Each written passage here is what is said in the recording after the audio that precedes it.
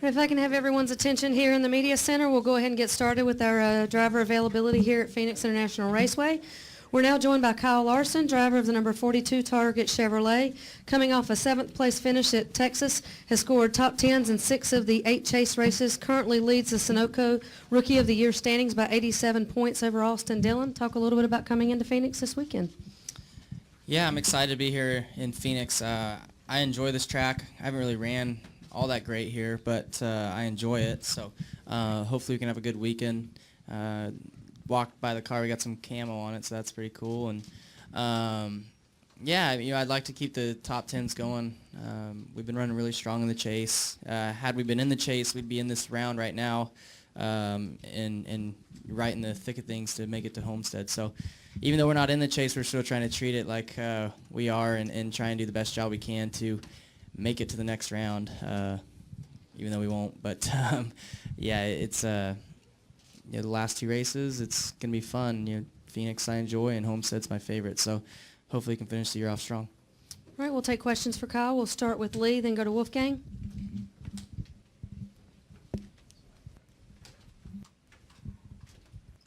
Lee Spencer, Motorsport.com. So are you looking at the chase as like a trial run for, I guess, maybe next year, if in fact you do make it? And do you take solace in the fact that you're winning Rookie of the Year?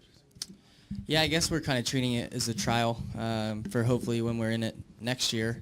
Because I mean, we'd be in it right now had we not had a blown right front at Michigan. So yeah, like I said, we've treat every round like we're in it to try and make it to the next round, so we can go for a championship, even though the best we can finish is 17th. But yeah, what's that?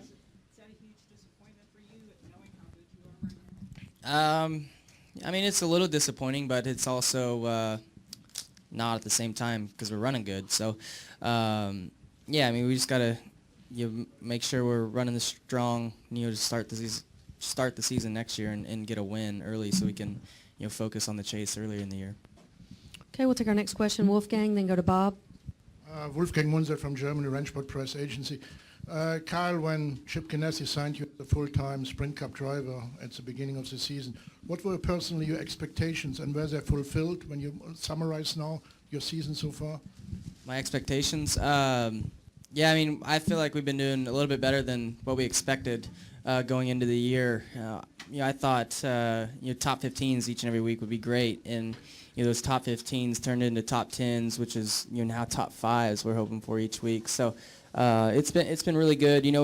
I think we all expected to make the chase, but me and Jamie both. But we were right there. We were running strong all year. We just had a couple too many DNFs, which got us out of it. But yeah, it's been a great year. We should win Rookie of the Year, and you've been running strong. Had 3 second place finishes. A couple of them were close to winning. So I'd say it's been a pretty solid season. Okay, we'll take our next question. Bob, go ahead. Bob Hocker, Sporting News. The announcement yesterday, you're going to do some dirt racing and some sprint cars and midget cars. Did you have to convince Chip of any of that? And anything that's happened to Tony Stewart the last 2 years weigh into your decisions at all? Yeah, I don't think it was very hard to get Chip to let me run these races. Yeah, I think we didn't want to run any during the regular Cup season, so I always had it in my mind to run the races once we got to after Homestead. But and as far as Tony goes, over the last couple of years, I love sprint car racing, so it didn't really weigh in on my thought or decision to still want to run races. Okay, I think we have one here up front. Then we'll go to Lewis and Kenny. Hi, Kyle. I'm Ryan O'Hara, Race Chaser Online. My question for you is, you've only had one Cup race here at Phoenix International Raceway with a 20th place finish, but you've had about 3 nationwide races here. Didn't start off too well, but your most recent race at Phoenix was a 4th place finish. So compare how much you've learned over your experience at this racetrack, and talk about your chances of winning this weekend. Yeah, I feel like anytime you go to a track, you get better. So I hope we'll do a lot better in the Cup car. I think we will. It's been such a long season, even since we've been here, that we've gotten our cars faster too. So, I mean, we'll just have to wait and see once practice starts here soon. But yeah, I think last year in Nationwide I didn't run very well, and then this year I finished 4th, and I think we were a lot better than that. We had something happen to us where we lost a lot of track position, but yeah, like I said, I enjoy Phoenix. I feel like it's a track that suits me, okay. So, hopefully we can just, improve on our finishes. Okay, we'll go Lewis and Kenny. Louis Frank of Reuters. Bob's question kind of dovetails into mine. They talked to you about earning respect on the track, but you saw last week when it's time to go for a win, you have to go. I was wondering, can you compare sprint car experiences with Sprint Cup, and are you willing to be unpopular to get a win? I don't really know where sprint cars relate to what happened last week, but I mean, anybody will go for a hole, whether it's at a go-kart track or a Cup race. So I don't know, but yeah, I mean, last week was exciting. It obviously shows how exciting the chase has been so far, and how this new format adds a lot of pressure to a lot of the chase drivers. So I think NASCAR has done a great job with the format, and Phoenix this weekend should be spectacular. So I'm looking forward to watching it. Would you risk becoming unpopular for a win? I don't know. I don't know. All right, I haven't been in that position yet, so I don't know. All right, we'll go Kenny, Reed, and then Zach.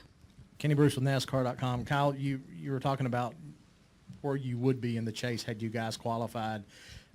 How could you tell that there was any letdown whatsoever with either yourself or the team when you guys didn't make the chase? And did you all sit down and say, okay, we're not in it, let's don't have any let off here, let's see how high up we can finish, or anything before the chase started? No, I mean, we didn't sit down or anything. I mean, and we were a little bit disappointed, but I think when we both didn't make it, we were excited about trying to be the guys to spoil the chase a little bit and get wins and stuff. And me and Jamie have been about the highest finishing non-chase guy every week up until the last couple of weeks. But yeah, and I think every team probably, if they don't make the chase, is probably saying, what if we were in the chase? Let's see how high we could get. So they're trying to run the best they can. I'm sure Waltrip guys and whoever else are doing the same thing, taking a look at where they would be in the chase. So, yeah, I mean, just hopefully next year we're in the chase and we're not worrying about the what-ifs. Are you guys looking at 2015 at all, though? Because that's what a lot of teams will do, is they'll start looking toward the next season and trying changes for that. I'm sure the team is. I don't get too involved in that stuff. I know when we've done our testing the last few weeks, it's all kind of been in 2015 package, since there will not be any testing next year. So we're trying to get it all in right now. But as far as at the racetrack, on race weekends, I don't really know if you can learn a whole lot because of the rule changes that are going to be in place for next year. All right, well, we'll now go to Reed, then Zach. Reed Spencer with NASCAR Wire Service. Kyle, as good as your season has been this year, where do you see the biggest opportunity for improvement next year? What are you going to focus on in the off season, and with the testing ban, how do you do it? Yeah, how do you do it? I don't know. I feel like I struggle the most on short tracks, so whatever I got to do to get myself better at Martinsville and Richmond and stuff, and even here at Phoenix, I got to work on that. So yeah, I feel like Jamie runs really good at the short tracks, and that's probably his strongest and my least strongest. So yeah, I don't know what I got to do as a driver now to get better at them, since there is no testing, but I'm sure with time I will get better. Just got to keep trying hard. All right, next question, Zach, go ahead. Zach Albert, NASCAR.com. Two things, not testing, but how much fun was the Bob Bondurant experience yesterday? And two, how is the mustache going along? Not as good as yours. No. Yeah, the Bondurant thing was a lot of fun yesterday. We were out there for Chevy. You were there. yeah, I got to go out there earlier in June to do it, so I could kind of memorize most of the corners and stuff. But it's fun to take the media out there who don't get to get behind a wheel of a fast car like that and see them having fun. Kind of see you guys get a glimpse of what we deal with every week. And Canava spun out a lot and went through the grass a lot, so it's fun just to see you guys having fun, and we get to take you kind of around and drive crazy and you try and scare you, which is probably the most fun we get out of it. But yeah, I had a good time. Anytime we can do something hands-on and active like that with you guys and sponsors and stuff, that's the most fun we have outside of the racetrack. Okay, final two questions, Chris and Bob. Kyle, Chris, NightCatchMess.com. You had a busy week. You also went to SEMA this week in Las Vegas and were there to help unveil the new K&N Pro Series car. Do you feel like that composite body can eventually make its way to Cup? I don't know. I haven't really thought about that. I don't know. It's hard for me to answer that. I hope not, because teams can do a lot more with probably what we have right now. So, but I think it's a great thing for the East and West Series. It's supposed to cut costs and things like that, and it looks very similar to what we have here.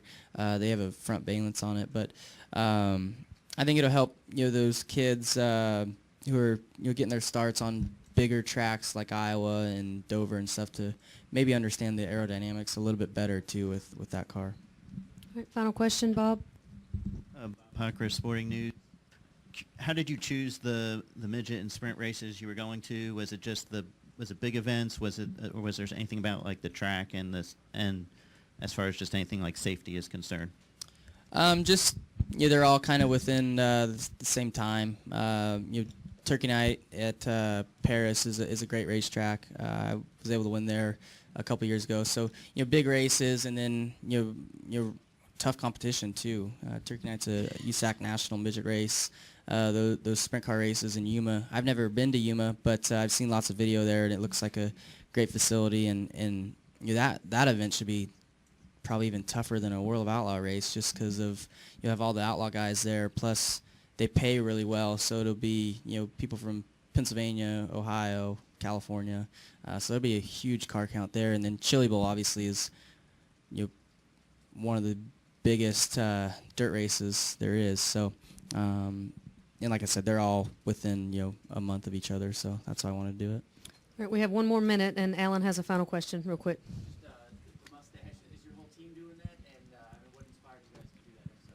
Yeah, most of our team is doing it. More so on Jamie's team, I think, than my team. I think we have like 30 people doing it.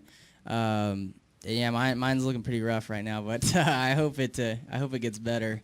I've never tried to grow a mustache before, so I don't even know how it's going to turn out. But yeah, I mean, it's cool to see our whole team, and I think a lot of people in the NASCAR garage are kind of getting into it. So I hope it kind of raises awareness for men's health and that stuff. The team has a Mobro website or whatever, and I think mine's raised like $80 so far. So I hope it raises more by the end of the month. But thanks to people that have donated already. Kyle, thank you for your time this Thank morning. you. Good luck this weekend at Phoenix.